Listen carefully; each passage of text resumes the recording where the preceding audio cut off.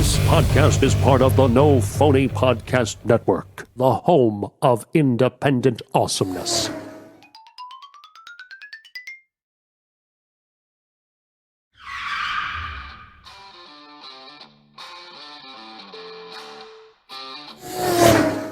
Welcome back, everyone, to another episode of On the Road with Jim and Casey. With me, as always, James Morganti. Let's ride. And joining us today, Scotty Schwartz. Well, hello there, guys. James, I like a cup of coffee. Very nice. Every day. That makes two of us. Hey, do you prefer Scotty or Scott? Doesn't make any difference. Either one. I have no ego, man. All right, cool. So everyone will remember you from the movie The Toy with Richard Pryor and Jackie Gleason. And, of course, Christmas Story, flick from A Christmas Story. Yes. But let's get into how did your first role was actually in a show called Nurse in 1981, correct? That's the first TV thing. I mean, I did stuff before that, commercials and all that kind of stuff. Oh, okay. So how did you get your start in acting?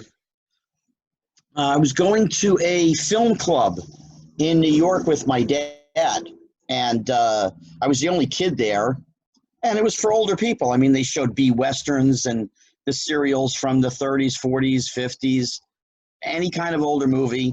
So, the crowd was about 25 and older, and then there was me. And I started going there. I was about 5.5. And after a couple of years of being there, one of the guys in the club asked me if I wanted to do a commercial. He was producing a commercial. I was like, okay. And it ended up, it was like the easiest sales pitch ever.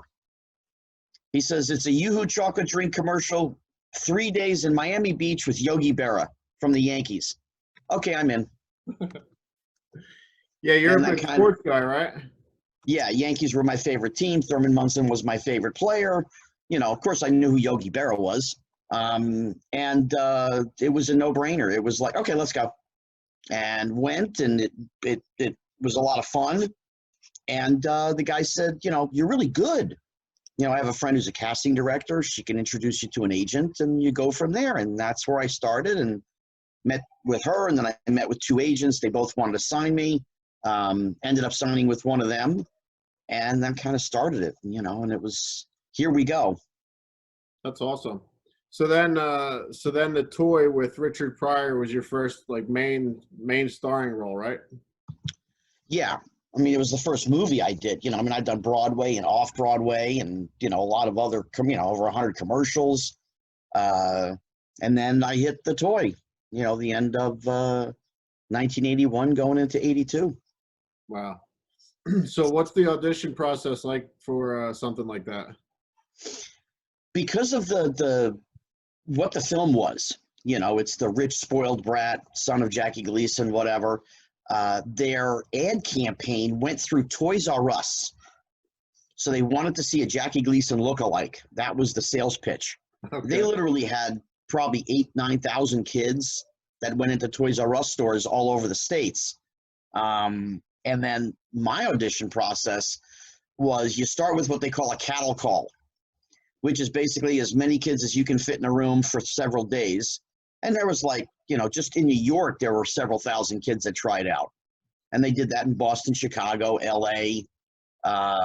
And you kind of go down the process. And it was, 7 regular auditions or, how you doing? My name is Scott, and blah, blah. And you tell a joke and you walk out the door. Okay. Then it would start reading dialogue. Then you get to the New York getting actual on video process.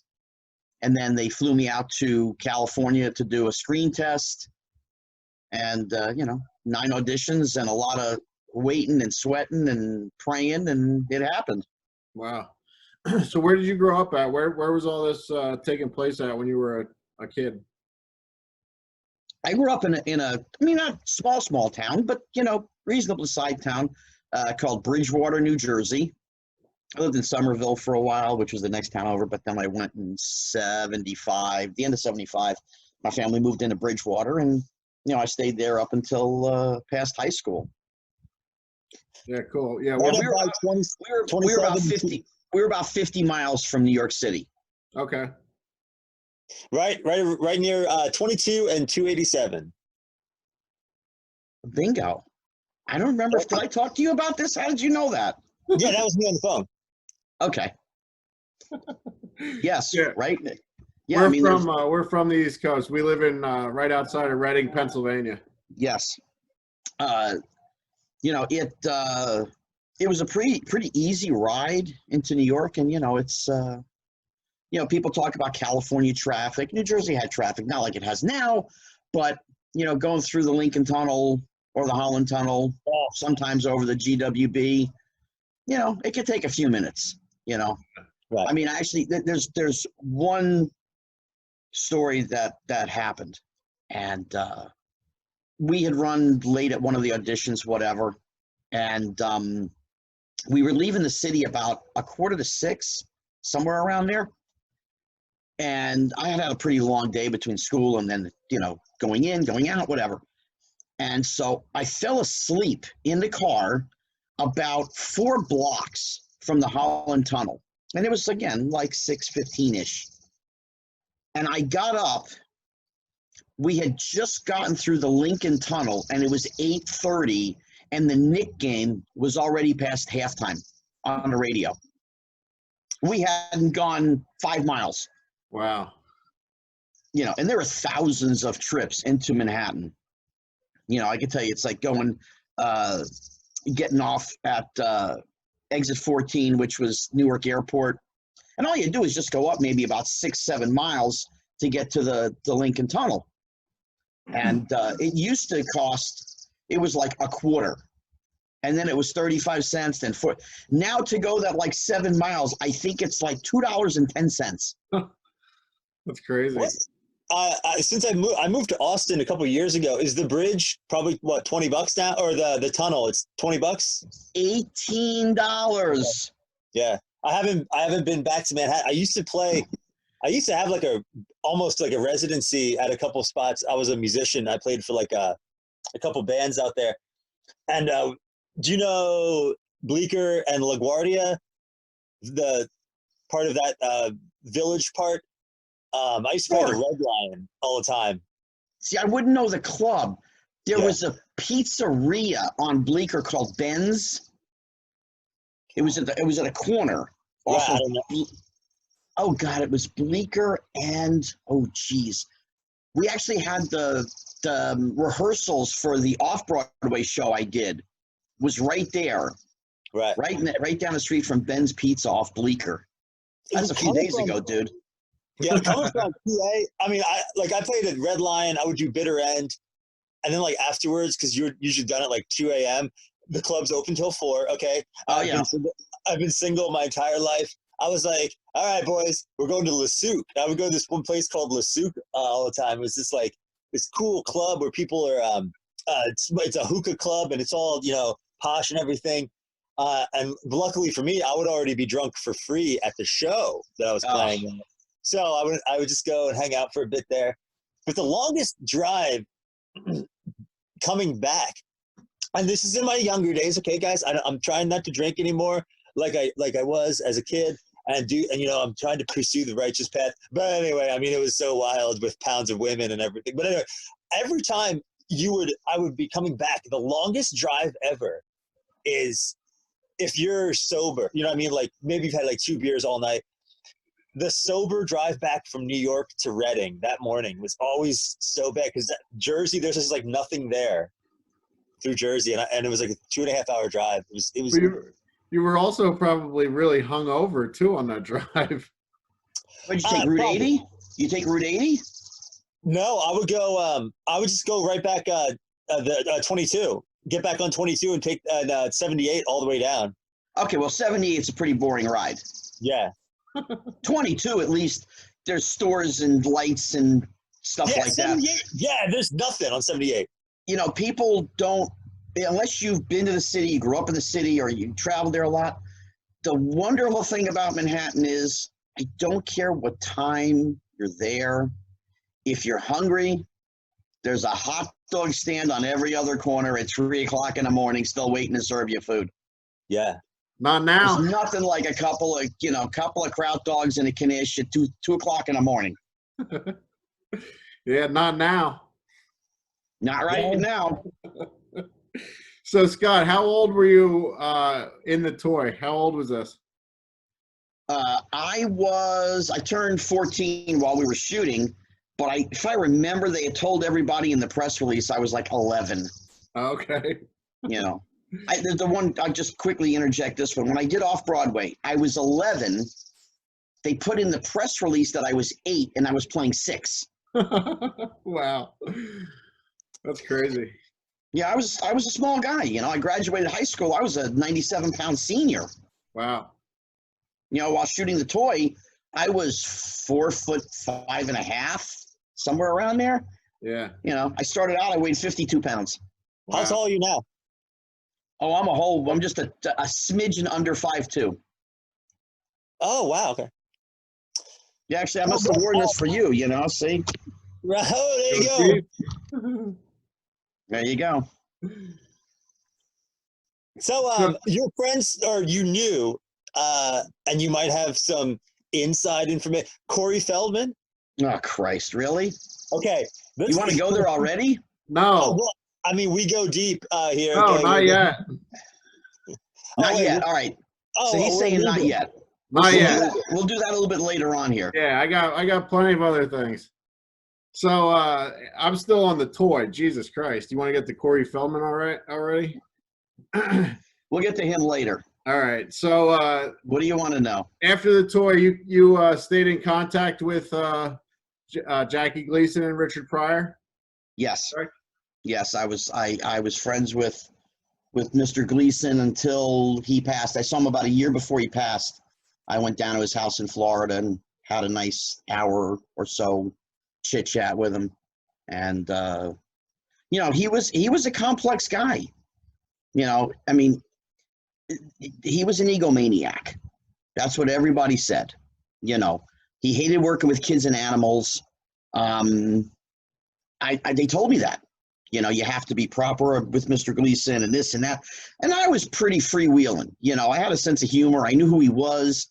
I was a monstrous fan of The Hustler, The Honeymooners, and Smokey and the Bandit.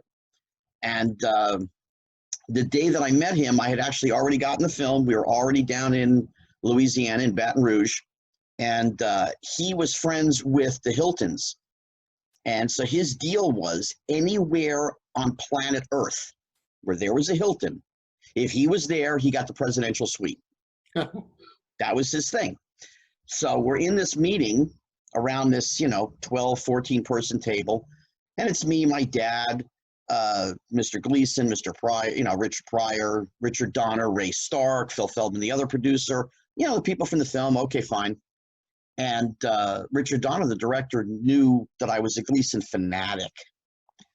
So without even saying hello, he says to me, Scotty, go over to Mr. Gleason and do that thing you do, that Smokey thing. I said, oh, okay. Hadn't even said hello to the man. Walked over to him. Now, when I say walking over to him, he was still taller than me sitting down. And I walked over to him and I go, there's no way that you could come from my loins. Soon as we get home, first thing we're going to do is punch your mama in the mouth.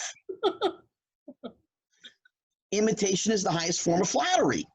Again, I didn't know that saying when I was 13 years old. Yeah. Well, he started laughing.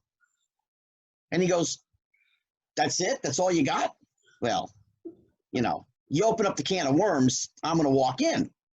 And I started doing all the bits from Smokey and the Bandit. And he's laughing. So he knew there was something different. I knew who he was. I was enamored. He was an idol. He knew I wanted to learn from him. And so the typical things that I would ask him, or the things that I would ask him, were not typical. I wasn't a 13-year-old kid. No, I wasn't me.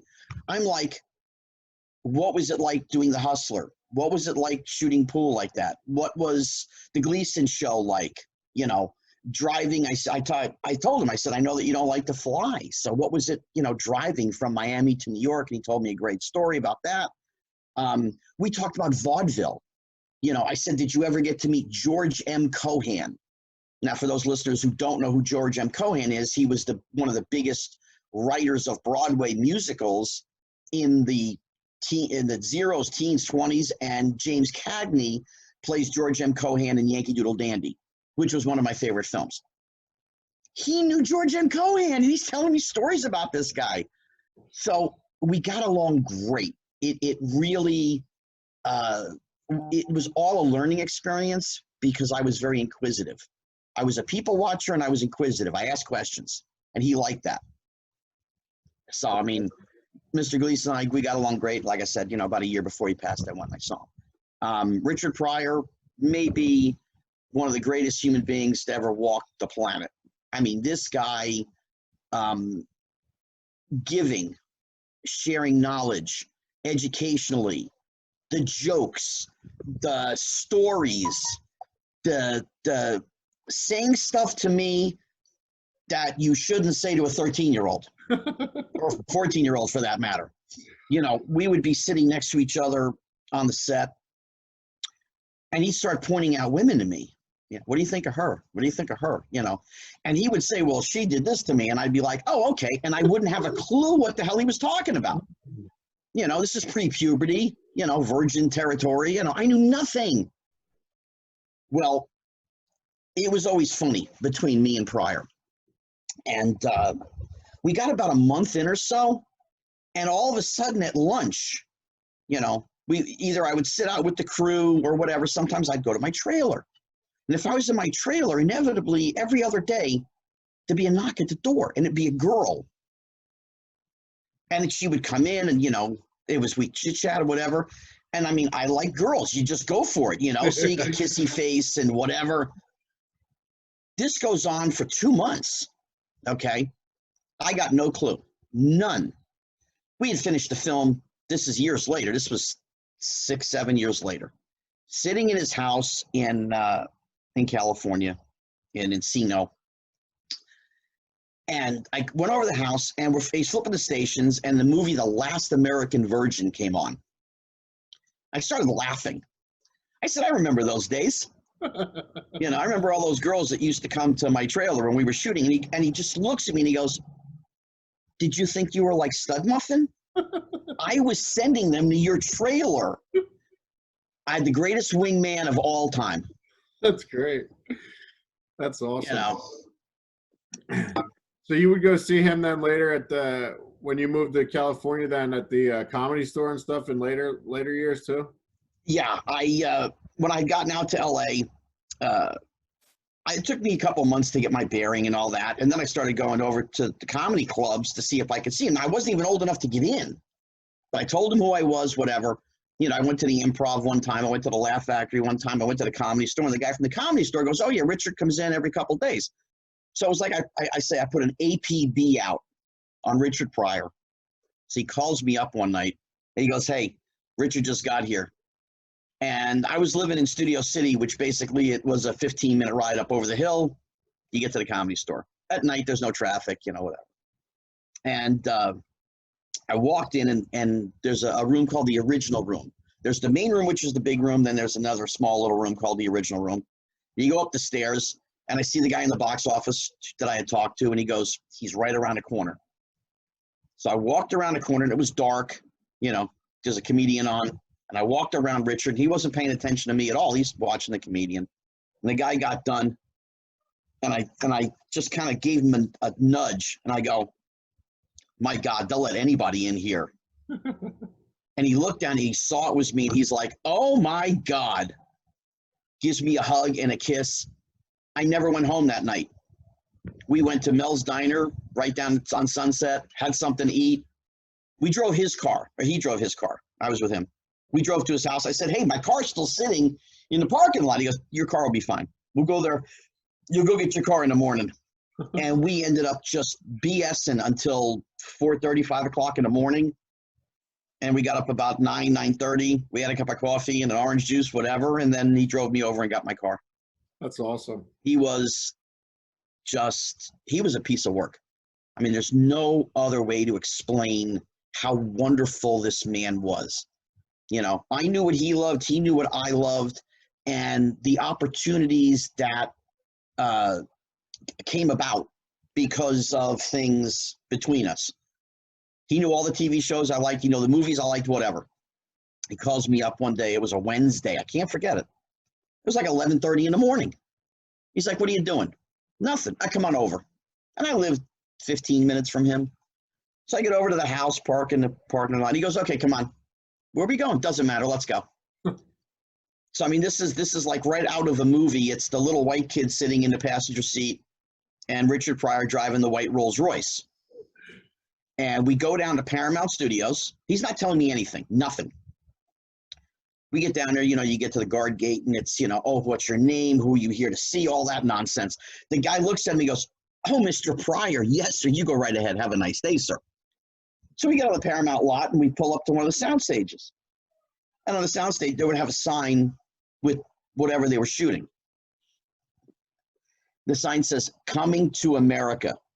Oh, I don't know what this is. yeah. You know. I said, what are we doing? He said, come on, we're going to see some of my friends. Now, he knew everything that I liked. That's why this was just one of those, oh, my goodness, days, you know, pre-cell phone cameras and any of that shit. I got nothing with me, you know. We open up the door, walk in, and 6 feet in front of us is James Earl Jones. Now, Richard knew my favorite character in Star Wars was Darth Vader. Here he is, you know. It's not David Prowse, but it's the voice, you know. And Richard walks in. Of course, they had worked together in Bingo Long, and they had done other things together. They were very close friends. And they hug and they kiss or whatever. And he says, this is my boy Scott. He was in the tour with me. And James was, oh, it's very nice to meet you. And he shook my hand. And I was like, oh, my God, you know. Walk, you know, and then we hung out for a little bit. And then there's John Amos. Richard knew I loved Good Times. Mike, it's Papa Evans. Oh, my God. You know. And to this day, John and I are still friends, you know. But then it was meeting, you know, Eddie Murphy and Arsenio and, you know, everybody else. And that was Richard. That's what he did for me. You know, he used to say I was the white son he never had. It was just hysterical, you know. How old were you at this point? 20. That's like 88, you know, somewhere in there.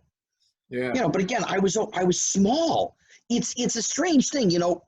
The typical 20-year-old is 5'7" and 5'8", whatever, you know. I'm still 5 foot tall, so it's like I'm this little kid hanging with Richard, even though I wasn't, you know. Yeah. You know, so I mean, and I go to the Comedy Store. I mean, I'm 20 years old and I'm in the Comedy Store, and he's supposed to be 21. I didn't drink, you know. My thing was hot chocolate, so I was like, all right, whatever.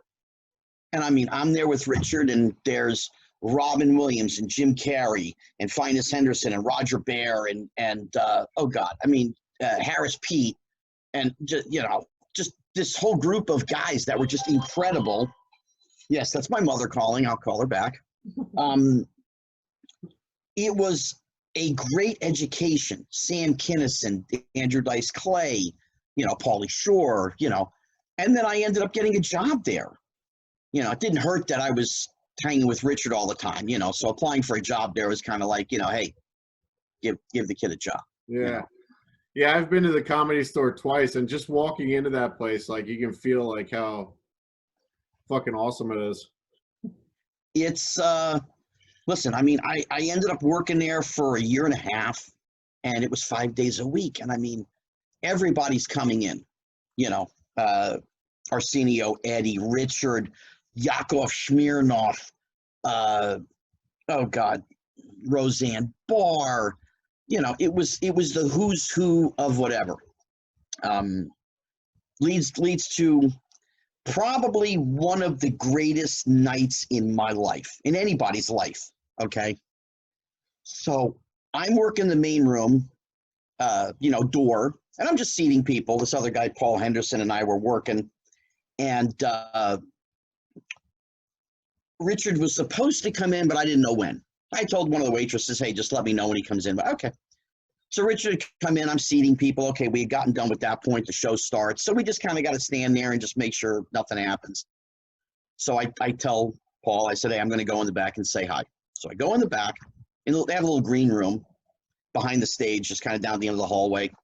And I walk in, and it's Richard, his wife Jennifer, Robin Williams, Sam Kinison, and me, 5 people. Go in, and we're saying hi, whatever, and because I knew all of them at this point, you know. And I'm hanging out. Well, okay, fine. All right, time for Richard to go on. So when you came out of the green room, if you made a left, you could go up to the back of the main room stage. If you go straight ahead and you make a left after the curtain, the wall, you go out to the audience. So Jennifer goes out, she goes straight ahead. Robin goes out, makes a left. Sam goes out, makes a left. I'm holding the door. Richard says, "What are you doing?" I said, "I'm working. I got to get back to." "Nah, you're with me."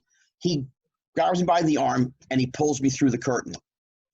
So there's 2 little steps on the back of the backroom stage. Richard and I sit on the back of the stage, and right in front of us is Robin and Sam. And they did 20, 25 minutes. And they're just going bananas. It was great. Okay, fine. Sam gets done. He turns around. He hands Richard the mic. So now Sam is sitting next to me, and it's Robin and Richard. And they do almost a half an hour. I'm rolling. I mean, this is great. This is just unbelievable. Now Robin's getting tired. Robin turns around and he hands me the mic. And I looked at him and I go, "And what the hell do you want me to do?" He goes, "That's your boy. Go get him." Oh, boy. So now Robin and Sam are sitting, and Richard and I have the mics. So I walk up with the mic. And Richard, and I guess he could pretty much say anything on the show from whatever. Oh, yeah. Richard looks at me and he goes, "Oh, little motherfucker want to get into this? Okay, here we go." And he starts talking about my pecker and when I got laid, and he starts going at me. So that I start going at him. And I'm talking trash about him. And we were just ranting. We were just going. And it was great. I mean, it truly was one of those nights. So finally, Richard's like, "All right, I'm done. We had enough of this bullshit, whatever, you know." Everybody comes up, "Thank you." Okay, fine. We leave. Now, there's a guy up on the 2nd floor. There's a staircase in the spotlight. And I know they got a video camera up there. And I'm thinking, oh, Lord, I need 5 seconds. I need something. I could just freeze frame this, that I'm on this stage. And, of course, he didn't have any blank VHS tapes. There's no record of this. I'm like, oh, my God. Then things happen. Time goes. You move away, whatever. And it was probably close to 20 years later, I get a friend's request on Facebook from the lighting guy. He's like, "Hey, I don't know if you remember me, blah, blah, blah." I'm like, "Yes, I remember you. Yes, there's somebody alive that can actually say that happened." It's not a story I made up, because, everybody else is gone, Yeah. As a child actor, do you get a lot of? We were talking about how it was like, it's, a young kid and older girls was like, that's like, oh, nobody cares about that. Like you were, let's say, like 16 years old, 15, whatever. Were there a lot of like older girls that saw you and would come up to you and go like, "Hey, big boy," and you would have to be like, "Oh, how'd you know I like to be called big boy?" Or something, and they would be like, would that happen a lot? Didn't really happen a lot. I was in Jersey through those years. There's a mall that, the Bridgewater Mall, the Commons, okay? Oh, when I go through high school, the Commons wasn't even there yet. It wasn't until after I had already left and then come back, whatever. There wasn't a lot of that. There was one in particular, my first. She was older than I was, but she didn't come to me. I went to her. It was like I had hit puberty and I was ready to rock and roll, and I saw her and went, "Okay, yep, that's it." And she thought I was nuts. Hey, listen, I'm this much older. So what? I didn't care at that point. And But other than that, I mean, it was mostly people in, within a small age wing, a couple years, I mean, when I came out to LA, you meet anybody, I mean, I was 20 and, there were women that were 25, 28, 32, whatever. It is what it is at that point. Biggest age gap difference. I think what was it? I'm trying to think. Mine was, I think, a good 20 years one time. Pretty sure. Boy, you're going to make me think. No, I want to say it was like 10, 16, 17 years, something like that. Okay, I got you. It was during my Comedy Store days, too. Yeah. You see people and you just don't know, and then the next thing you know, you're hanging out. Yeah. So going back to hanging with Richard and all that, this is after, and even in the toy, filming the toy, this is after all of his drug days, right? Yeah, he had already burned himself up. He had already done that. I mean, his whole thing with that was he wanted to kill that Richard. Yeah. He really did. The crack pipe and all that heavy duty stuff. He had come to a point in his life where it was time, There's a story that his bodyguard and assistant at that time, his name was Sean, he told the story in one of the shows that they did about Richard. They were sitting in Richard's living room, and there were different stories, and there was a story about a monk, and the monk was sitting in the middle of the street, and he poured alcohol over himself, or gasoline, something. He was gasoline or alcohol. And he lit himself on fire to purge himself, to burn, whatever it was, And he sat there and he didn't move. And Richard was like, holy shit, this guy's committed. So it's 10 minutes later, Richard went to his room and he took the bottle of Bacardi and he poured it over himself. And he lit himself on fire. Richard wasn't quite as committed because, of course, he's flame on. He's basically, what's the character? Human Torch. The Human Torch. That's basically what he was. Ran out of his room, through the living room, out the front door, and down the street to try and put himself out. And did it work? Yeah, because he became listen, there was times, I guess, much later after, before he passed, that he went back to doing some drugs. But the heavy duty stuff, it was gone, and he became a different person. I've talked to the people who worked with him in the 70s, and he would come to the set loaded and whatever, but he didn't do that, from my time on. And he really did want to be a better person. And I was the beneficiary of that, because we had a lot of this stuff. Even though we're a black guy who grows up in a whorehouse in Peoria, Illinois, and a middle-class white kid who grows up in New Jersey, there was middle ground. There was the love of music and movies and other things that we talked about and enjoyed together, and it really made a nice friendship.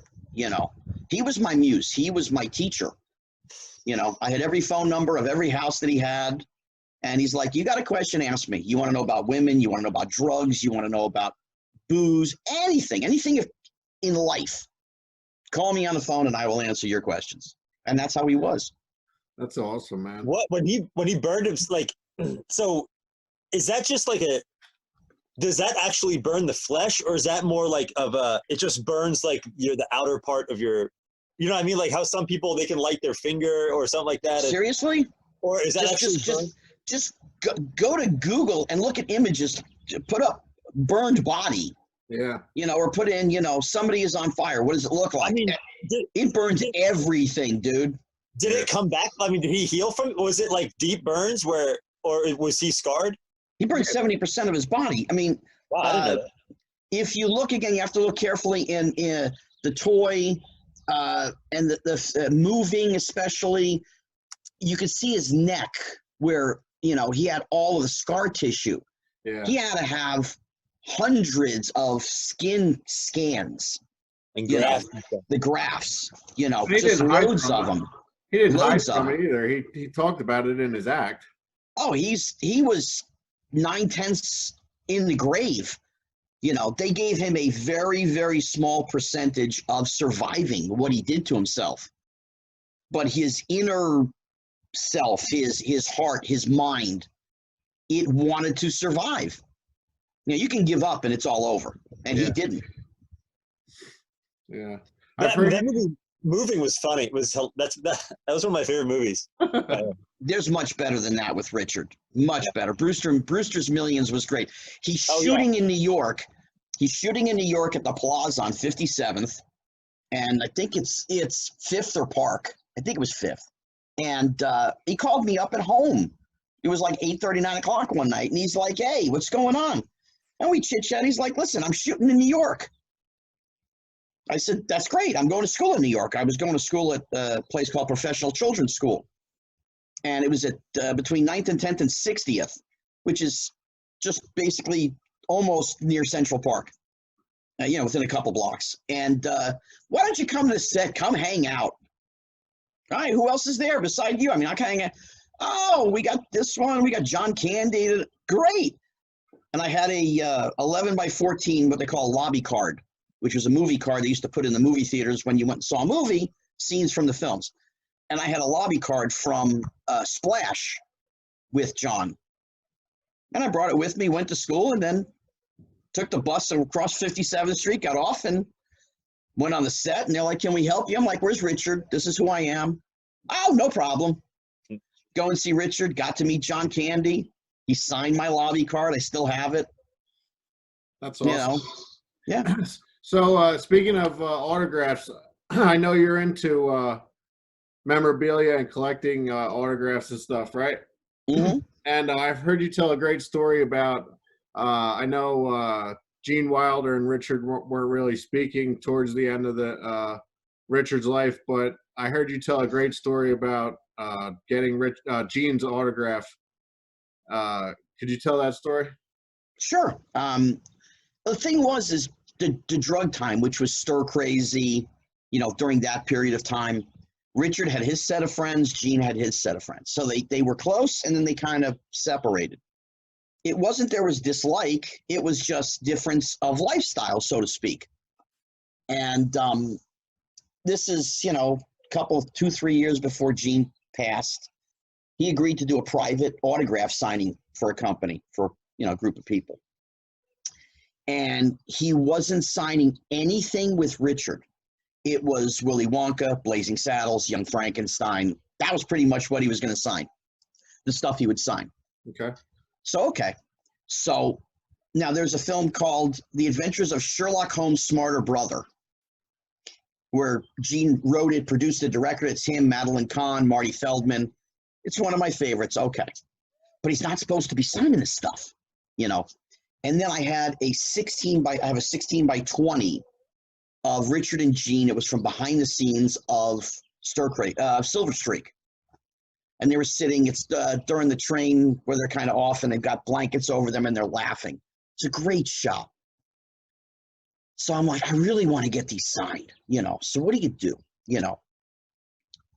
So I told the guy that was doing it, you know, and I know him, and I put in there a photo of me and Richard. And Richard and I had talked about Gene many times. He loved Gene. They just hadn't spoken. So I wrote a little thing on there. Gene, you have no idea how much Richard loved you. You know, thank you for everything, you know, you've done, whatever. And I gave it to my friend with the other couple of pieces. So they do the signing, they get it done. And he says, listen, there's just one request that we had. This is who it's from. See, he hands Gene Wilder the photo of me and Richard. And he reads it. And he's from what I was told, he started crying. Because he thought Richard didn't care about him. They just, whatever. But he didn't know. So he reads this thing and he was just getting emotional. And he's saying all these things to my friend and da-da-da-da-da. What does he have? So he signed the photo of him and Richard first, you know. And then the poster was, from Adventures of Sherlock Holmes. And I put a little postie on there. If you could write something about, hopping, it would be great, because there's a song in the film, the kangaroo hop. If you've seen the film, you know the song. And he wrote this great thing too, Scotty. I'll hop with you anytime. Love, Gene Wilder. That's awesome, man. But he told him afterwards, he says, you got to tell, Scott, he changed my life. I didn't know Richard cared. Richard was long gone already, Yeah. So it was just a heartwarming thing to do something I didn't know really that what I had done. Yeah. One other quick story. Jim Brown, the football player. Yep. Jim was the head of Richard's production company called Indigo Productions. And they had gotten into a fight again. This is, there was drugs involved and whatever on Richard's side. And Jim Brown wrote him off, And this was early 2000s. Richard had MS. He was already sick. And I was in Chicago doing an autograph show, and I could see where Jim Brown was sitting. So I waited till his line got down to just a few people, and I went over, and I put Richard's house number on the back of one of my black and white photos of me and Richard. And I handed it to, I walked over and said, "Hello, Mr. Brown, how are you?" I said, "Here." And he looks at me, he goes, "You want me to sign this?" I said, "No." He looks at the photo, he sees Richard, and he sees a white kid. And he looks at me, and I said, "Well, that was me with Richard." I said, "Listen, I know you guys had a falling out. I think it would be a wonderful thing. Bury the hatchet. Richard's not in good shape, and, sometimes we want to do things, that we should do, but we don't, Give a call to the house, go over and see Richard." Jim Brown looks at me, and he goes, "That is the strangest request I've ever gotten from somebody." And we actually ended up on the flight back together. I was sitting a few rows behind him and whatever. And, from what I was told, he did call the house and go and see Richard. That's awesome. You know, Very cool. So going back to before you moved to California, I also heard that you were running with the WWF in the early 80s. Oh, yeah, mid-'80s. September of 85 to January of 87. That's awesome. Or actually through December of 86, right in there. Yeah. See, I'm gonna have to go back. I've actually binge watched all of 1988 primetime wrestling. So now I'm gonna have to go back early and even earlier and watch the times when you were there. The first match I went to was a Saturday night main event where Uncle Elmer got married. Hogan fights Nikolai Volkov. And I've actually found myself because I was sitting in the front row.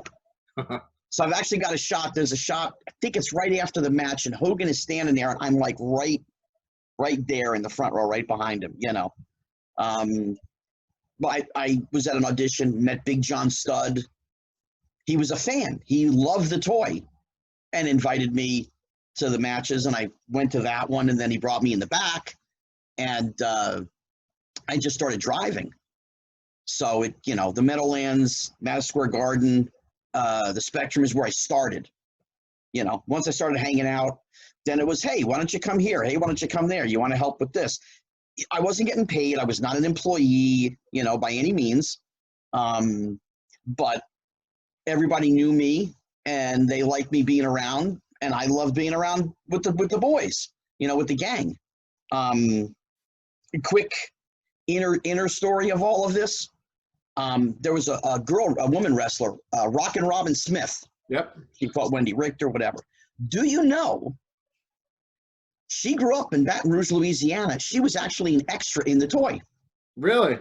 Yes. Oh, that's cool. Yeah. And we're her and I are still friends to this day. Very love cool. her to death. Yeah, Great I just saw lady. her wrestle at what was it? Royal Rumble 1989 last night. I just watched it. Oh God, the war to settle the score. Her Wendy Richter and Cyndi Lauper and Moolah and her and whatever. But going to the matches, working in the back, getting beers and hot dogs for guys. They talk about the catering that they have now. Now they have a room full of food. I mean, there's 40 tables full of food. Back then, catering was Domino's Pizza or beers and hot dogs from upstairs. That was pretty much the catering. So, you know, they give me money, I go get them food, that kind of stuff. I would fly from Newark to wherever, let's say Dulles. You guys are, well, I don't know, you guys aren't as old as I am. You remember People's Express, the airline? No. Okay, People's Express was the Southwest of its day. It was a no-frills airline. To go from Newark to Dulles was $19 each way. Holy shit. You want to go to Chicago? That was expensive. That was $69 each way. So I'd go down and go to the airport, go to Dulles. I'd go rent a car. You know, the guys would always pay for my car, but I would pick them up, take them to the hotels, take them back to the arenas, whatever. I'd stay overnight in a hotel. Sometimes I ended up rooming with Neidhart, Jim Neidhart. I roomed with Piper many times. They were into saving money back then. They had a deal with the Ramada Inns. It was $40 a night, any Ramada Inn they would stay in. Well, if they could get somebody to room with them, that was $20. So they'd save $20. Inevitably, I'd end up giving somebody $20. I'm staying someplace for $20. This is great, you know. But the friendships that I had, you know, a lot of the guys are gone. You know, Yeah. Piper was like a second dad. Loved the man. He's gone. You know, Randy Savage and I and Miss Elizabeth, we were close. But I mean, I'm still friends with Hogan. I'm still friends with, oh God, I got to think of the older boys that I see once in a while. Cowboy Bob Orton, I see once in a blue moon. You know, Neidhart, I saw till he passed. Yeah. Bret Hart, I see Bret Hart, and he's like, hey, what's going on? How you doing? You know, when he did Wrestling with Shadows, Yeah. you know, his documentary that they did years ago, he called me. They were having the premiere screening here in LA. And he called me. He's like, oh, you got to come. It's my documentary. Okay, you know. Yeah. And I have a great picture of me and Brett from that night. But now it's the next generation. So now it's like I've met Randy Orton. Yeah. And I'm telling him, hey, you know, when you talk to your dad, tell him I said, hey. And he's like, you know my dad? Just when you talk to him, tell him. And then, you know, I'd see him again. He'd go, my father actually knows you. I said, of course he knows me. How many times I drive him back and forth, you know, whatever. Yeah. Natalia is Jim the Anvil Neidhart's daughter. You know, and her and I have talked, you know, and I've always said, you know, I told her, you know, say hi to your dad, you know, give him my best, you know, and it's been a great run with them. You know, I was friends, you know, I got a chance to do something nice that happened. And Vince kind of was like, who are you? Why are you here? And then we talked, and, you know, he was always very kind to me. And, you know, then later on meeting Stephanie and Hunter and, you know, them, and they've always been great. Ran into Lawler, Jerry Lawler, who I had not met back then. And he kind of dragged me back in for a while. And I got to see some of the guys that worked with me way back, like Tony Chimmel, who's a ring announcer, you know, Mark Eaton, who was the guy at the Bell. He doesn't work there anymore. Tony's still there. But these guys now I've known for, you know, 30 years. Leapin' Lanny Poffo, Randy Savage's brother. I talk to him all the time, you know.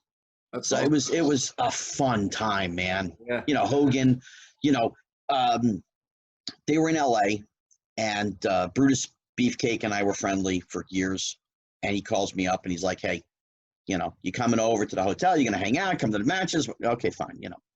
Then they're going to go to dinner at Monty's Steakhouse in Westwood. So we go, and Hogan would kind of sit in they always put him in a corner, you know, so that people wouldn't bother him. Yeah.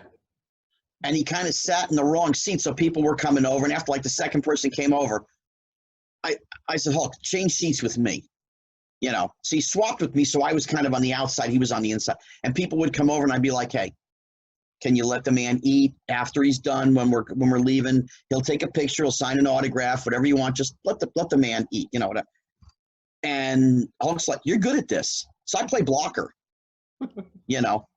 So I played blocker many times for Hulk when they were doing Hulk Hogan's Celebrity Championship Wrestling. I hung out with them here in LA when they were shooting.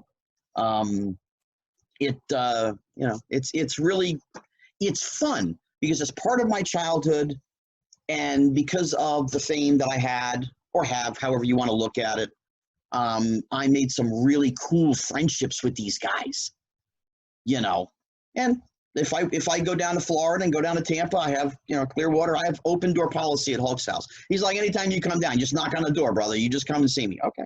That's awesome. So have you seen was Jimmy Snuka around at that time? Sure. Have you seen that new documentary that just came out with him? How do you feel about that? With was there a lot of drugs going on at that time that you were not a part of, but that you noticed, like driving the guys? I know the Iron Sheik and Hacksaw Jim Duggan got busted for that kind of exposed the wrestling business because they got pulled over together. Hey, listen, I mean, smoking, ganja, that was a constant. It's me, Nikolai, Jim Neidhart, and another guy from, I think he was from Virginia, because he had met us at the airport at Dulles. He didn't fly, he just drove, whatever. He met us there, got dropped off. And so we're driving to the hotel, and I'm driving, and Neidhart's next to me, Nikolai's in the back. The car turned into Fast Times at Ridgemont High. You can't see. The whole car smoked up. And I'm like, guys, I'm getting a buzz. I got to open the window, And Neidhart's like, no, don't open the window. I'm like, Jim, I got to let some of the smoke out. Dude, I can't see out the windshield. Outside of that, I was not a part of it. I didn't do that stuff. So, right. I was never, hey, let's go do this. Hey, no, that wasn't what I did. I was a designated driver. Yeah. People want to go out, whatever. Where's Scotty? We get to get back to the hotel. Where's Scotty? And I, take care of him. Yeah, a lot of the. But Snuka? Yeah, the Snuka thing? Did you see the documentary? Yeah. Being around him, I mean, a lot of there's two different sides. The wrestlers there would never say, all the wrestlers that you see in that documentary say how nice he was, how great he was, and he was a sweet, mellow dude. He was and even later, he was a sweet, mellow dude. He really was. I never saw him get angry at anybody. I never saw him do anything to anybody. Is it possible? Absolutely. I always say anything is possible in life. You don't know what goes on behind closed doors. Right. Is it possible? Maybe he went on a binge one night and this is what happened. They're gone. Yeah. So it's not like, any justice for this poor family is ever going to come. And it's sad. The girl lost her life. It happened. Where do you go? Unfortunately, it's not like I'm trying to minimize it at all, because I'm not. But it's like, if this is what happened, okay, but then where do you go? Justice has been served. He's gone, at 73 or something. He got, whatever disease he had, and, he passed. Yeah. But Jimmy was great. I mean, we were, he had come out here for something. My mom is a big wrestling fan. And Roddy was there, Jimmy was there, I think Greg Valentine was there, and I got my mom with me. And these guys knew me for decades, a couple decades. And I go over and I say hi, whatever, and I said, this is my mom. Well, Jimmy Snuka got up, walked around his table, bent over, gave my mom a hug and a kiss. My mom's tiny. My mom's 4'10" on a good day, okay? Bent over, gave my mom a hug and a kiss, and he's talking to her as if he knew her for years. How are you, Mrs. Schwartz? It's so nice. I love your son. You've done such a wonderful blah, blah, blah. Where are you from? Where do you get up? Yeah. That was Jimmy. Yeah. All right. Now, getting after the toy, then your next big role is Christmas Story, correct? Was that? No, actually, I did a film in the middle called Kidco. Oh, okay. Kidco. Which I was the star of. Okay. It was what it was, Had a blast. There's I don't know how long this show goes for, but it's a great story. But it's I mean, we don't have a time on it. We have another interview at 5:00, so you got a little while. Yeah. So I'd gotten the toy, and they had a 10-week shooting schedule, And I only had 8 weeks before the toy was supposed to open in the theaters. So we had to read through in Tucson, Arizona at the table, or, at the hotel, whatever. And I said, I'd like to talk to you guys before we all break up. So I've got David Niven Jr., Frank Yablans, the two producers, Ron Maxwell, the director, our first AD, whatever. And they're like, okay, what's up? Now, everybody else had left other than my dad and us. And I said, listen, 10 weeks doesn't work for me. I only have 8 weeks before the toy opens. I've got to do press and promo and whatever. They looked at me, get the hell out of this room. That's not what they said. They used the F word, get the fuck out of this room. So I left, my dad stayed, and they're like, listen, movies take longer to shoot, not shorter. If we have to replace your kid, let's replace him now because we have a 10-week shooting schedule. And my dad's like, listen, he just finished 4 months with Pryor and Gleason and Richard Donner and Ray Stark, who had a 50-year career in show business, 60 years, whatever. And they're like, but it doesn't work that way. My dad's like, listen, right now he thinks he's Godzilla. He's Secretariat. Get on his back. He's going to take you to the finish line. They thought he was kidding. They call me back in the room. They say, okay, Scotty, this is what you want. What do you want to do first? They're basically calling my bluff. They're calling a 14-year-old's bluff. I need to do this, but I have no idea what I'm doing. That's what they thought. Out of my mouth came, well, I'd like to look at the shooting schedule because I see that we're shooting in the house here and then we're shooting it 2 weeks later and we've got shots in the barn and then we're back there a week later.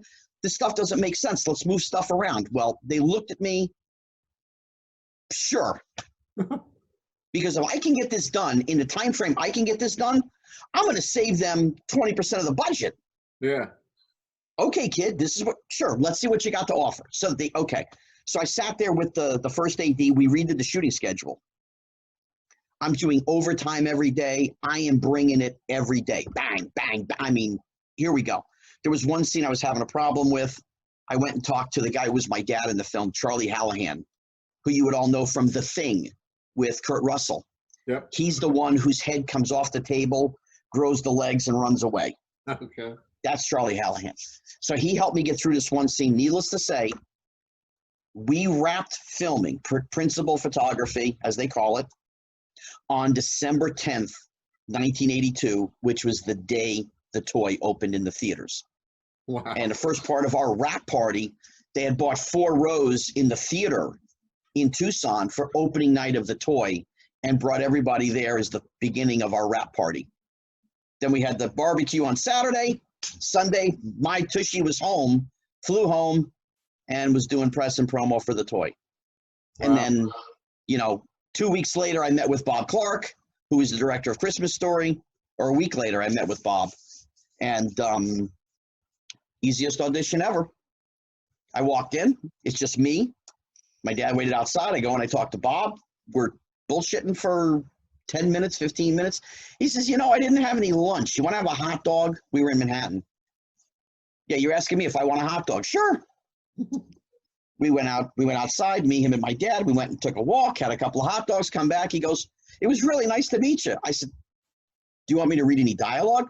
Nah, I know you can do it. It's not a problem. He had seen the toy.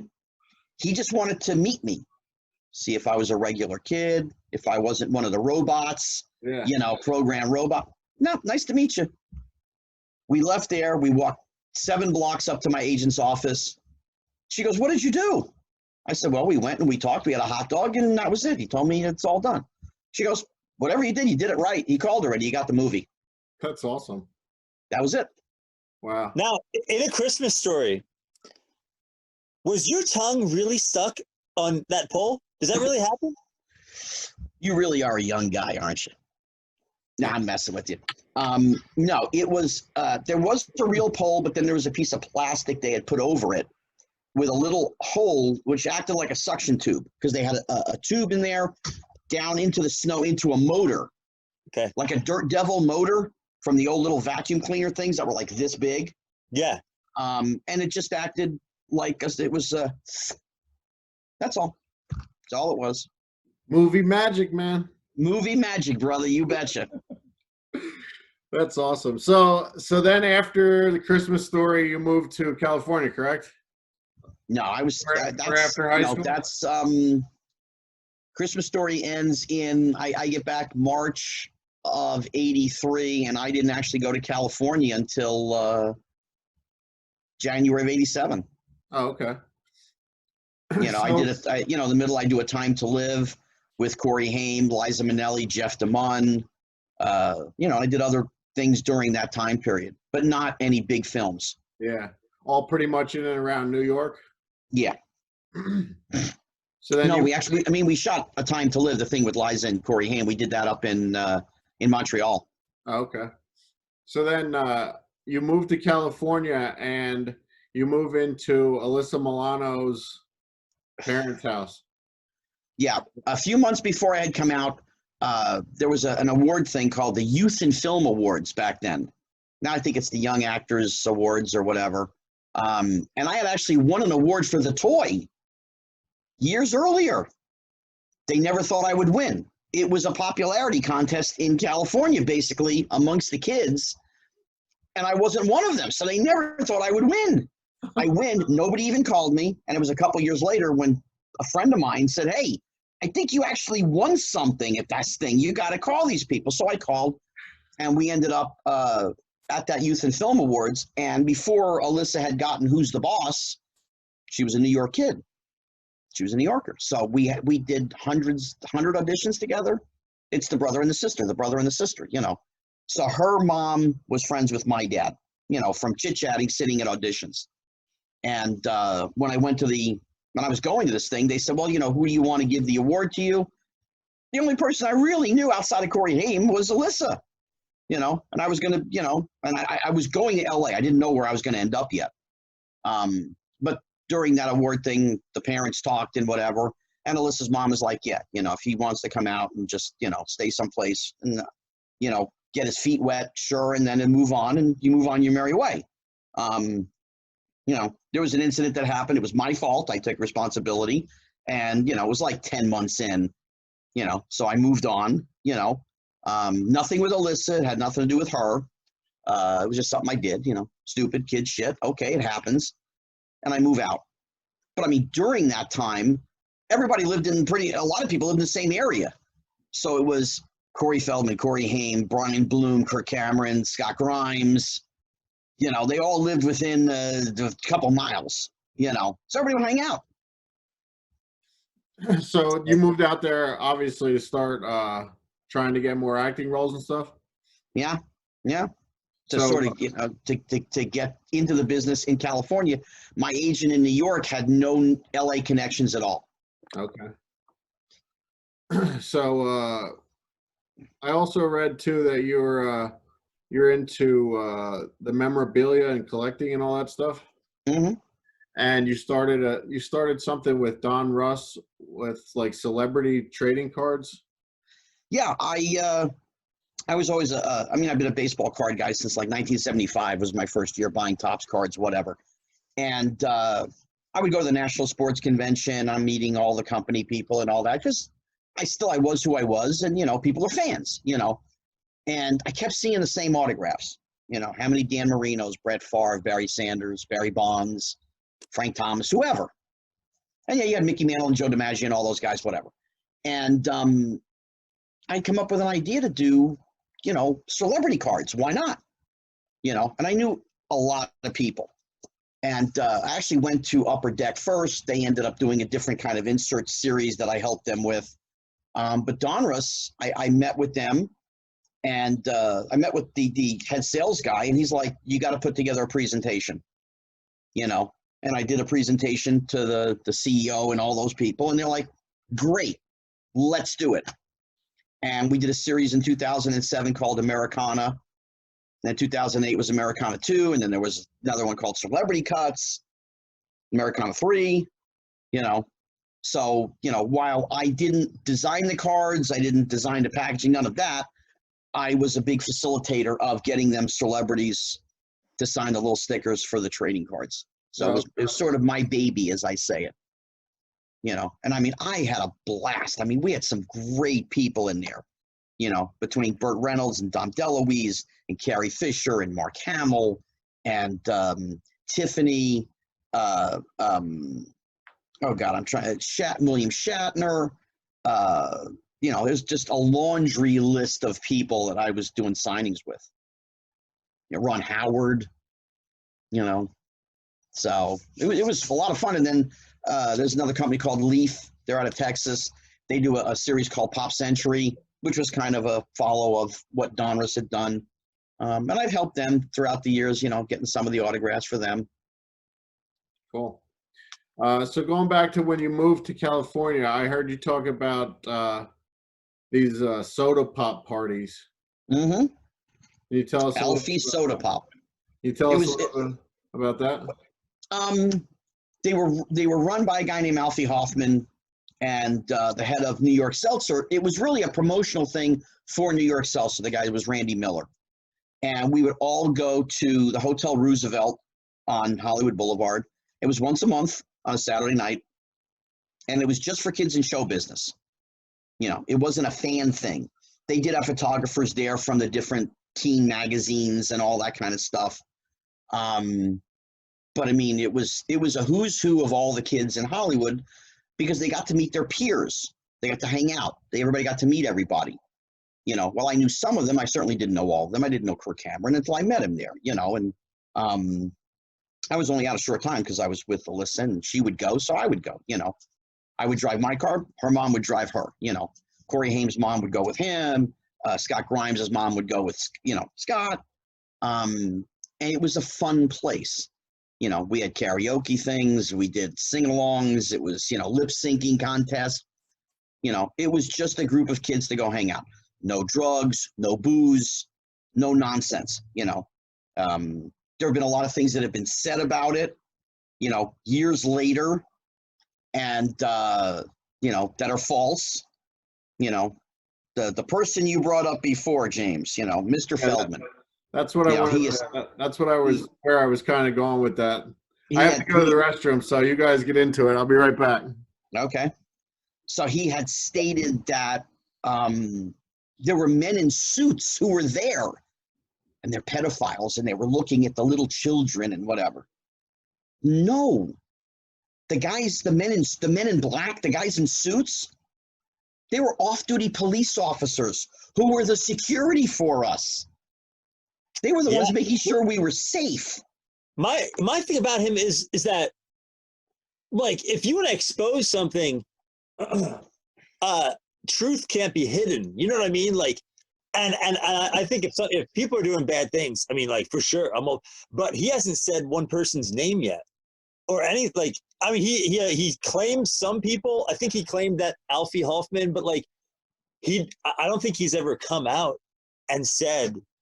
Okay, so what happened was I got plowed hard and fast. It was limp sometimes. People were, you know what I mean? No, like he hasn't. No, see, I mean, I don't go into that. What I go is having been a little bit older, because I was 19 by the time this is going on. Okay, I'm 18 going into 19, whatever. I was always a people watcher. I'm a people observer. I've always been that way. Observe and learn. That's how I am. There's nothing going on. Now, I knew who Alfie was dating at that time. I knew the girl. Okay. You know, after the club now, so there's no, you know, oh, he must be best friends and blah, blah, blah. I've not seen Alfie Hoffman in over 30 years. He's not a close friend that I break bread with. You know? The man dated women. He had a kid with somebody. He still dates women. Now, if these things were going on, you got hundreds of kids over the course of the year and a half this thing went on for. You're going to tell me not one other person in the city of LA or wherever is going to come forward and say, yep, he did it to me too. Yeah, I mean, that's nobody. But it's nobody. This is my point. There's nobody. There's no evidence. There's no nothing. You know, Feldman claims that Alfie did something to him in like 84 or 85 before the Soda Pop Club. Now it's out there. Alfie's doing the parties, and he had Feldman as his headliner. So it would say, Alfie Soda Pop Party and Corey Feldman come to the party. And Feldman would go and get on stage and sing with Alfie and smile and laugh and what. Are you really going to do this with the person who supposedly molested you? I wouldn't think so. Right. I wouldn't think so. Do you think there's people? I mean, I see totally what you're saying. I mean, but like, do you think there's people there that they want it so bad that they would block it out and like do it? Or like, do you think people, if it's been done to them, they block it out and they're like, oh, whatever, or like, I really want to be in this part? Do you think like anyone? Alfie had nothing to offer anybody. That's not what he did. Yeah, I'm That's saying not what he did. Right. I'm saying other people. Do you think that some people could have like, because I mean, for sure, like I'm kind of like this with Corey Feldman. I'm like, are you gonna say something? Or if not, you're like the wolf that cried, the boy who cried wolf or whatever. Like no one's. I've never said he wasn't molested. I've never said that. Okay. Right. I know who did it. And he's named the person. Okay. Mm-hmm. But it wasn't Alfie. Right. It was the assistant that he had that was his caretaker, sidekick, whatever. And he was friends with that guy for years. I've never belittled Feldman's career and say, oh, this and no, he did quality work. Goonies, he's part of an ensemble. License to Drive, it's him and Corey Haim. Dream a Little Dream, it's him and Corey Haim. Lost Boys, it's an ensemble. When you got Diane Wiest and Jason Patrick and, Kiefer Sutherland and Jamie Gertz, and you got, it's an ensemble. I don't belittle his career. He did some good work. There's no question. This is somebody who's played with drugs for over 30 years. His mind is not what it probably should be. The memory is not there. The exacts are not there. He has this whole thing with, if you're not on his team, you're a pedo protector. And listen, I mean, this is the first time I'm saying this live on a video screen ever. If there's anybody who's a protector, it's him. Dominic Braja, who's gone, he's dead. He's the one that did something to Corey Haim. This is public knowledge. It's been out there. It's been discussed. Okay. Yet, in all of the years after that, when he was told what happened, Mr. Feldman was still friends with Dominic Braja. In fact, hired him in 95, 96, whatever it was, to do a movie called Busted with Corey Haim. So he's bringing the person that molested his friend on a set with his friend there. Recently, Mr. Feldman has said, that there was something that happened in an alleyway. I love the locations that he comes up with. Corey Haim was molested by another actor on a set, and it was in between two trailers and all this stuff. Me, it was in an alleyway. That supposedly Corey Haim said to me, don't talk badly about, my best friend. It never happened. It's a total imagination bullshit. It's nonsense. It's just made up. I never had a fight with Corey Haim in my life. He was my little brother. He got in trouble. He called me. He needed something. He called me. We hung out. We lived in the same apartment building together. We were pretty much as close as two guys could be, like brothers. So the stuff that he's saying is just nonsense. It's just made up bunch of BS. So some of it, not some of it, but like, so he was molested. So there are maybe some people in there that are doing this, because we definitely know of one that passed away. Well, I mean, that I guess, I don't know if, was that confirmed? That guy that you named? Uh-huh. Okay. So that's one person. I wonder how many like, do you ever think about like people like whether you want to call them elites or just people that are friends with higher up people that throw parties? Do you think that like there might be more than just one person? Like, have you ever seen people that like are into these weird things? As I said before, anything is possible. Anything. Okay. Is there a group of this secret? Come on. You know, you're creating something that may or may not be there based on your thought pattern. And you're dealing with somebody whose thought pattern is screwy. You know, honestly, I'm surprised he hasn't accused me of something else at this point, because he could accuse me of anything. If it has to do with Haim isn't here to speak for himself. Right. You know, Corey Haim and I were friends from the day we met until the day he passed. I am friends with his mother. You know, although I haven't talked to his father in a long while now, I was certainly friendly with Bernie. I'm very close with Judy Haim, Corey Haim's mom. You know, there was another actor, the big A-list actor that was named 2 years ago, and he was put in the documentary, you know, My Truth, which is more like My Load of Bullshit, really. That's what that is.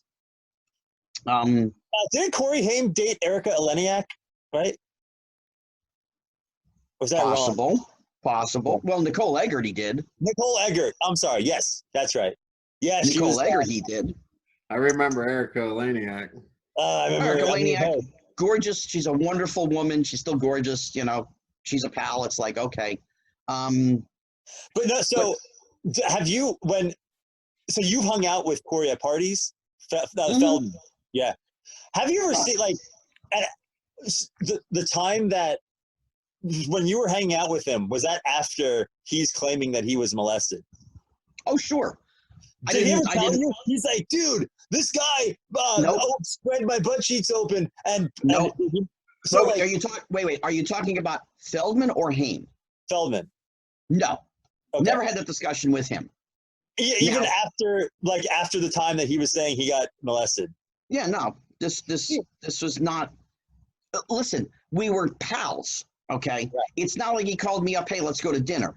I was invited to a poker night for a little while, whatever. And the minute I disagreed with something that had come out in an interview that he had done, and I said, dude, this is horrible. It's a terrible article, man. It says I was on drugs. I'm not now, but please give me work. It's a call for sympathy. And that's what this is.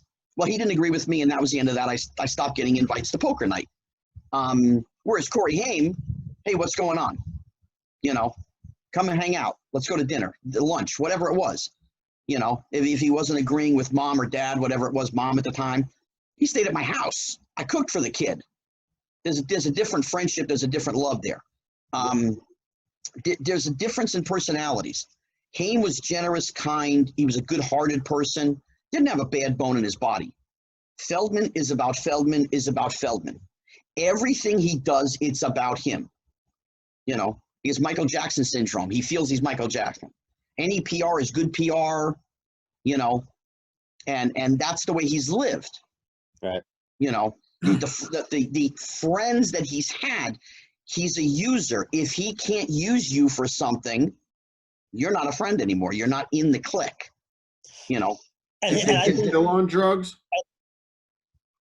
Really? You asking? He got arrested in Louisiana for, you know, having stuff in the car, whether it was pot. Oh, yeah. This is public record. Because I just recently saw him at I go to those, like, I know you've been to the one in Monroeville, the, I forget what it's called, but I've been there. That's Steel City, Comic-Con. Steel City, yeah. I've been there, and I saw him at one of those. Might have been at one in New Jersey, the Monster Mania or something like that. But, I mean, he looked like he was. I mean, I've done drugs. I know you're not you've never almost never in my life. But I have been on drugs, and he looked like he was looked like he was fucked up. I smoked pot in high school for a couple of months. I was dating a girl, and she did it, so I did it. Okay, fine. And then, you know, I can tell you, with my hand raised, there's no Torah or Bible. I've done coke once in my life, but there was naked women involved, and hey, it is what it is, and that's it. Okay, but I had the best teacher in the world. I had Richard Pryor. Literally, the night I did it, the next day I called Richard because I felt so bad about it. And he said, "What happened?" And I said, "Listen, I did a line because this is whatever." And he goes, "How many women were involved?" And I said, "Well, you know, more than a few." He goes, "Why are you calling me?" I said, "Because I feel horrible." He goes, "Dude, why didn't you call me?" So that's my experience with that. Why don't you do drug? What's your? I'm not a drug user either. What's your reason not to? I had the best teacher in the world, man. That's what I just said. I had Richard. I had Richard Pryor. This is like the master of drugs, okay? It's the czar of drugs. You ask him, what does this do? What does this do? He tells you everything. Well, when he says to me, listen, if you do this, there's 2 train tracks. One goes all the way across the country. It's like Route 66. It never ends. The other one, there's a big brick wall, and you're going to hit it. Which one would you really prefer? I'm a sensible, logical guy. Okay. And that was it. That was it for me. I didn't need anybody else to say anything. I mean, I went through a bad time in my life when I was depressed, and I kind of lost my way on what made me happy, what made me sad, whatever. But I never went there. I still didn't go there. You can say, well, did you think about committing suicide? Yup. I still didn't go there. I didn't go to booze. I didn't go to drugs. I'm one person. I mean, most people don't admit it, but I will admit I talk to myself. Sounds crazy, but that was my therapy. I spent 18 months on the road, traveling the country, and I'd go to hotels and I'd be outside having a cigarette at 2:00 in the morning. I was self-therapy. That's what I did. I'm actually I'm very similar to that. Just being on the road a lot, traveling and on tour and stuff. I've had those. I think I've shared those exact moments. I never called it self-therapy. That's a pretty good word. Like, that's what I did. And I mean, in the situation, and again, I've always been pretty much an open book. Okay. I had moved back to New Jersey because I wasn't happy with what was going on with me, my brain. And I wanted to correct myself. So I went back to New Jersey, back home where my parents' house was. And within a month, one of the girls that I had met in the adult film community called me up and she needed a roadie. And I said, well, what is that? She says, well, you come with me and you take my Polaroids and you collect my tips and all that stuff. And I said, okay. She goes, and I'll pay you. I said, you pay me to do this? I wasn't working. I was doing nothing. She goes, absolutely. I said, okay. So here I am. I'm working with a woman in the adult film industry. I'm at strip clubs every day, but there's a lot of downtime from the morning until 6 o'clock at night, 7 o'clock at night. It's all your time other than go out for lunch or whatever. Then afterwards at 1:15, 2 o'clock in the morning, whatever time you get back to the hotel, I'm on my own. And literally those extended periods of time, for 16 months I did this. I traveled from all up and down the East Coast, up to Canada, whatever. What can you say? What adult star? Oh God, Selena Steele, Lynn LeMay, Sherry Taylor, Hayape Shalit, Gina Fine.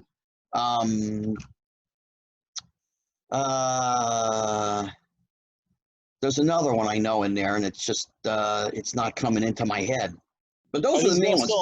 Are they still alive? Because I know, porn's a hard community. It's like comedians. No, they're all around. I had a Toyota truck at this time with a camper shell with a carpet kit in the back. So I had little pockets in the back of my truck. So on one side I had Selena Steele stuff. In the back side I had Lynn LeMay's, and on this side I had Gina Fine's.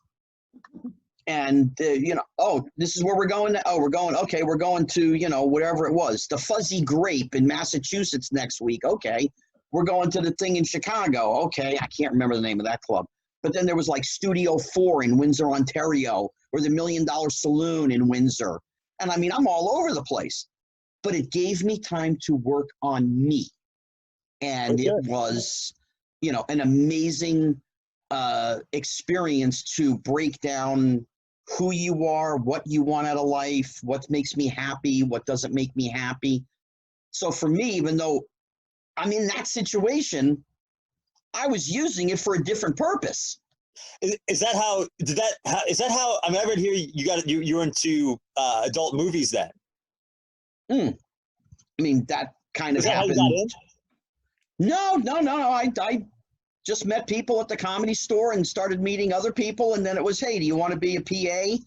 You know, and again, when you're not working and somebody says, yeah, I'm going to pay you a couple of $100 to make sandwiches and go shopping, no problem. You know, and then one of the directors from Vivid, Paul Thomas, called me and he wanted me to be in one of the movies called Beauty and the Beast Part 2 with, Tracy Adams and Sabrina Dawn and Victoria Paris and John Leslie and Randy West, I think, was in it. So I said to him, I said, listen, I don't do adult movies. He goes, no. You're just going to play a jester in the king's court. You're going to put your costume. You're just going to have dialogue. It's what they call a non-sex role. It's just an acting role. Okay. You know, it's $250 to go show up and, you know, you do acting and okay. So I'd met most of the people already. So they were like pals. It was like, okay, I go, I hang out with my friends for the day, make money. Great. You memorize some lines. I can do that. You know, and then I worked for other companies and that's how I put food on the table and a roof over my head. Did you eventually become the active sex roles? One time. Okay. Now, was it hard? No, it wasn't hard. That was the problem. Thank you. I'll be here all week. Don't forget to tip your waitress. What was your mindset on performing while there's a bunch of bros around holding stuff and filming? It wasn't the typical for me in my particular case. There was one camera guy that I knew, and there was a guy that held up kind of like the spotlight kind of a thing. He was actually my roomie at the time. He was a photographer. Right. And then it was just me and the woman. And it still didn't work, and I tried, and it just didn't work, and there were reasons why, you know, but it was what it was. Do they give you like Viagra or I don't know, whatever? Didn't exist. Okay. Oh yeah. Didn't exist back then, you know. So it didn't work. You know, the one time in my life that it didn't work, the machinery didn't work. You know, I was in LA, my weenie was in Minneapolis, my nuts were in Hawaii. I was in trouble, man. You know, stress does a crazy thing. I remember I was dating a girl years ago. I remember when I was in super stress mode, like I couldn't, it happened, like it failed. I could probably count a few times it happened. But then as I got older and I've learned to just like let stress go, man, my testosterone is through the roof. And I'm just like saying, I'm not trying, you know, it's just like, I don't know. It never happened to me before. It's never happened to me since. It was what it was, you know. It wasn't really stress related. There was just other things that, you know, I know. Right. No. It was just mentally, the girl had said something and it just put me in a different mental place. And that was the end of that. But it's not important that the rest of this shit. But we'll go back now to the fun topic. Mr. Feldman, who lives in a glass house and wants to throw stones. This is a guy that says, you know, he actually, you know, did a thing, you know, he mentioned me the other day on one of his rants. And it's sort of funny because what he says, you know, is, you know, I went into porn, you know, it's like, okay, it's out there. Didn't hide it. Did PR. It was in National Enquirer or whatever the hell. Who gives a shit? Whatever it was. Yeah. You know, I mean, at the same time, in late 87, he called me up and he's like, take me to the Comedy Store. I need to meet so-and-so. And this woman was a porn star. And I thought he was full of shit. I'm like, dude, come on, really? You know, stop. I'm not, you know, wasting my time. No, really. I got to go there to go meet her. I said, okay, I got to see this. So I took him to the Comedy Store. And she was there with a few other people from the adult industry. First people I really was meeting, you know. And I said, hey, nice to meet you, whatever. We bullshitted for 15 minutes. I said, you okay? He's like, oh, I'm fine. I'll see you later. Okay, goodbye. And I walked away. He ended up with that woman for several months, you know, on and off, whatever you want to call it. She stopped seeing him to see a A-list actor who now 30 years later is now a person that molested molested Corey Haim. It's Charlie Sheen. That's the person that Feldman has accused. He's There's saying no, there's no Feldman is evidence saying of that this. Charlie Sheen molested Corey Haim. Corey Haim. Never happened. What the Never happened. This is. So why do you they think said he's doing all this? Just to like? I just told you why. He was dating an A-list, top of the bill adult film star who said, "No, I'm not going to be with you because I'm going with him."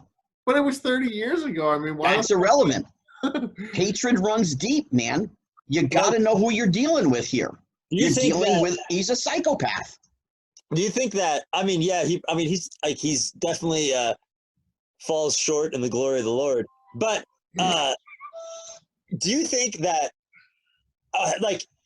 if there's people that are doing these things, like that would be great if someone could bring them out. It's almost like anything good that he's trying to do, which I'm like, okay, great, like show things or do something. It's almost like he's negatively affecting something that like most people, trying to we're truthers, and we're like, hey, there's these groups of people, because what if there are secret groups of people meeting around and doing this and controlling children and stuff, which is evil inherently, and Again, dark art stuff. It's almost like he's doing it's like he's making it seem fake, because it's like the Jussie Smollett. Like, if you want to expose, I'm not saying that's him, because I know that he was molested. James, you have to understand something here. Could there be people that do this? Yes. But he hasn't named them. He's naming specific people who either have done things, the one person did something to him. He never mentions Dominic Braja, who we know did something to Corey Haim. How do I know that? Because Corey Haim told me. We had spoken, we're talking, this is probably now 20 plus years ago. Why do you think it's longer than that? It's probably 25 years ago, okay? Why do you and think Haim told me what happened. Something wasn't right with him. He just seemed to be upset, not at me, but just something wasn't, normal, typical with him. And I'm like, dude, what's wrong? And he's like, nah, I really don't want to talk about it. I'm like, dude, I know you're better than that. What the hell is wrong? And over the course of about 10 or 15 minutes, he told me. We were good enough friends. He trusted me. Okay, fine. So he tells me what went on with Dominic. I said, was there anybody else, anything else? He's like, no, that was it. It's the only time. Now, he told the same thing to his mother, the same thing to his few close friends. Okay. Now, Corey Feldman was not close friends with Corey Haim past like 1990, early 1990. That was the end of their friendship. The only time you saw Corey Haim with Corey Feldman when it was business related, a red carpet, a job. Corey Haim was a professional. You hire me for a job, I don't care who I'm working with. I can put my personal feelings aside and go and work with them, because that's what's putting the roof over his head, food on his table, gas in his car. Okay? Do you think that if Corey Feldman would just tell that story of what you just said, Dominic, I don't know the guy's last, I can't pronounce it, but do you think if he told that story about what happened to Corey Haim, then maybe that people would actually, okay, well, let's check out this person, and then they would start to go down the correct rabbit holes? Because people call me a conspiracy theorist because He won't do it. Huh? Feldman will not do it. Because he was friends with Dominic. He was friends with this guy for whatever it was, 15, 20 years. It's longer than that, because Dominic passed away 2 years ago. Okay. I think that they could have had a relationship or something going on, or what? No, I don't think so. No. But Who was Dominic? No. Who was that? What nobody. He was a small actor. He did a role in Friday the 13th Part 3, I think. And then he went on. He ended up doing the radio show much later on. Whatever.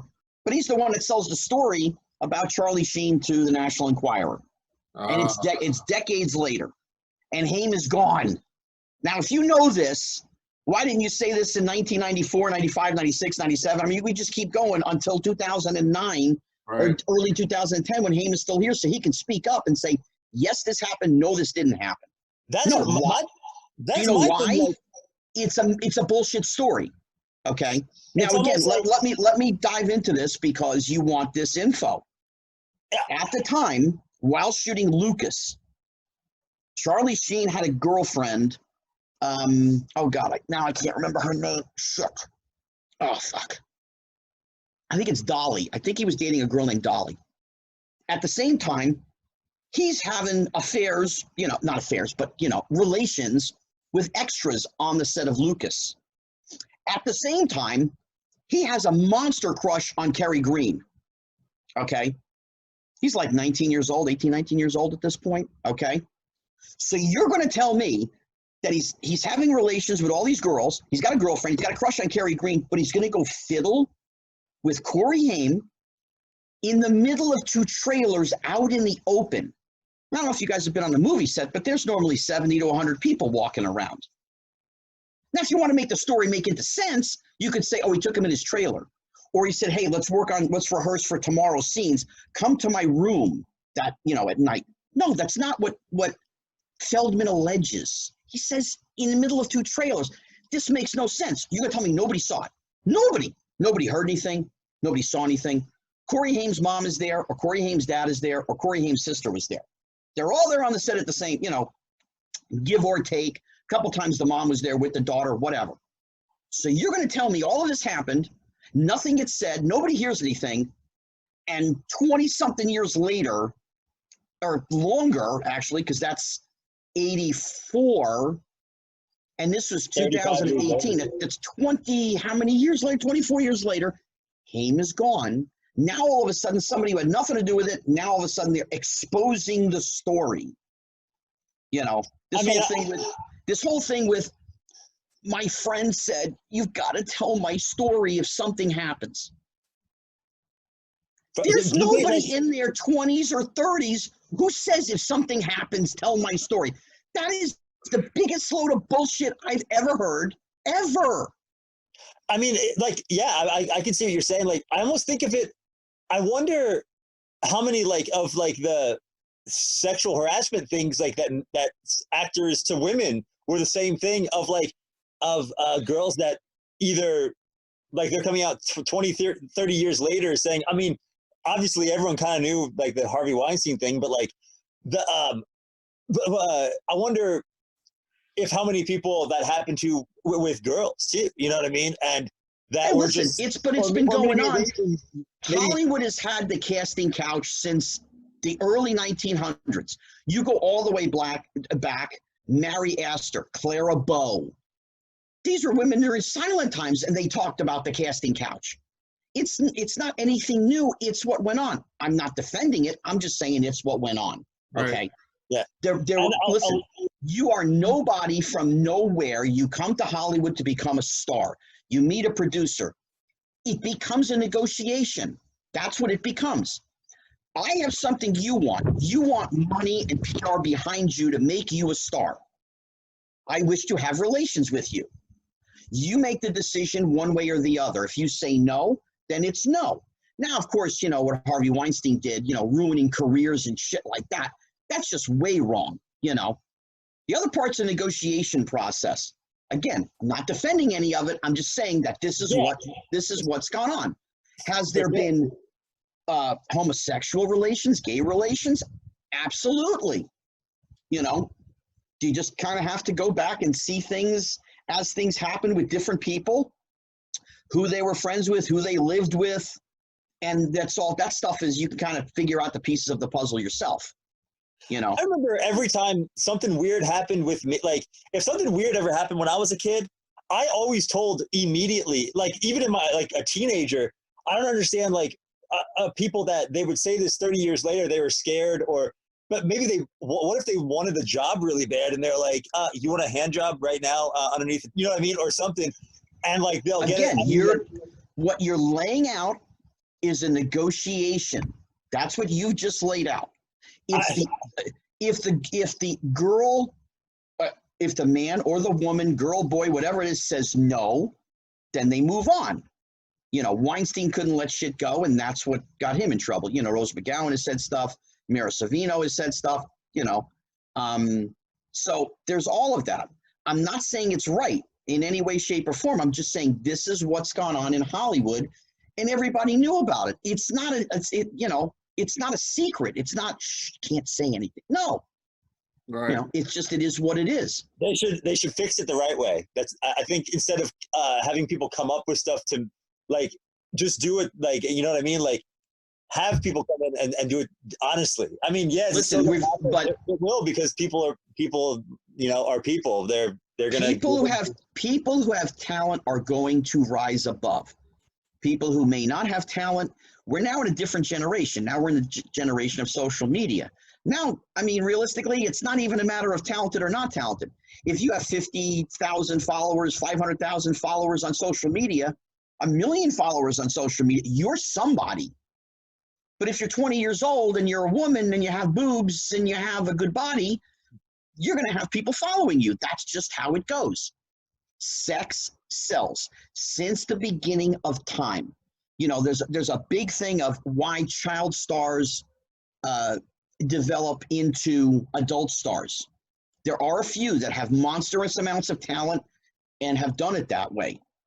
But at the same time, there's a lot that at 15, 16, 17, they start developing, they start showing their body, they do different kinds of films, or they do different kinds of websites, whatever it is, and you see them get work, you see them continue on. Or they have somebody that just really liked them as a kid and they were a fan and they want to see them continue on, so they give them a job. You know, Mr. Feldman doesn't have that, doesn't have any of that. He has the sympathy. He plays the victim. He's 49, almost 49 years old. There's an old saying, grow a pair, get your cojones, stick them in your underwear, and fucking live already. Maybe we should have him on and you guys do a debate, right? He wouldn't debate me, wouldn't get anywhere near me if you paid him. He wouldn't talk about any of this stuff with me. Doesn't have the mindset for it. Can't handle it. That he wants to be the only one to speak. Simple. You look at this documentary that he just did, My Truth. Okay, it's him, his brother, his cousin, his ex-wife, his ex-manager. It's all people on Team Feldman. Where is there one person in that documentary, if you have seen, maybe you haven't, No. that are pro Coreyhaim or can speak nicely about Coreyhaim? You know how many people are in that documentary? Zero.